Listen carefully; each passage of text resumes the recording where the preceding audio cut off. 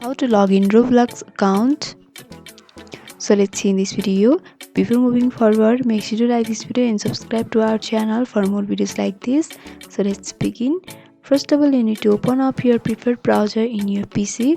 Here I have opened up Google Chrome.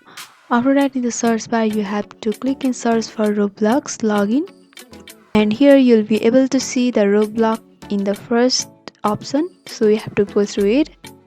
And after that, you'll be able to see this interface over here.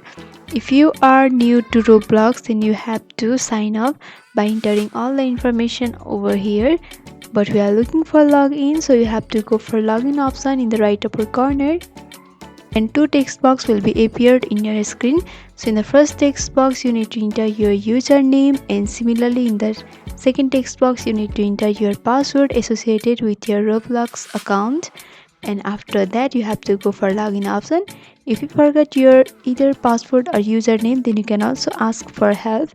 They will help you to recover your account. After that you have to go for login, and by doing that you can see my account has been logged in.